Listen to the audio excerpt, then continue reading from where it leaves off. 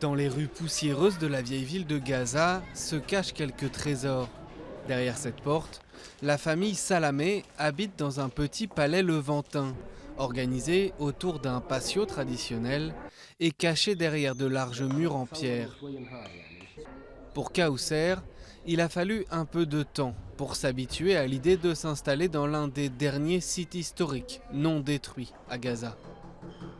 بصراحة أنا بالنسبة لي بالبداية كنت رافضة الفكرة زي أي ست عصرية Au début, j'étais contre l'idée d'emménager ici.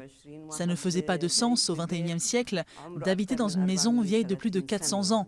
Et l'état de la maison ne m'avait pas non plus beaucoup encouragée. لأنه حالة البيت نفسه ما كانتش بتشجع.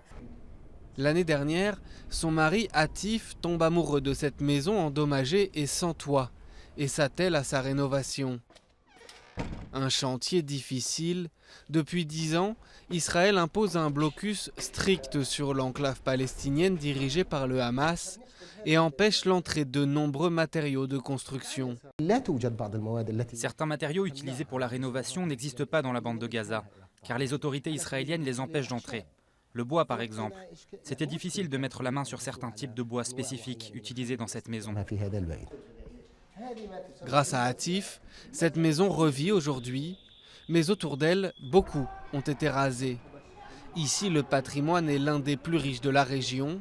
Des pharaons aux conquêtes arabes, tous sont passés par le port de Gaza, faisant la liaison entre l'Afrique et l'Asie. Mais le patrimoine de cette petite bande de terre, coincée le long de la Méditerranée, a été dévasté par la pression démographique et les différents conflits. À cause de l'intensification de la révolte palestinienne et des guerres successives, les sites archéologiques ont été négligés.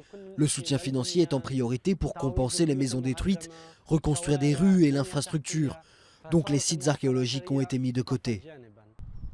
Aujourd'hui, certains sites survivent uniquement grâce au soutien de l'UNESCO, comme ce monastère vieux de 17 siècles au sud de la bande de Gaza.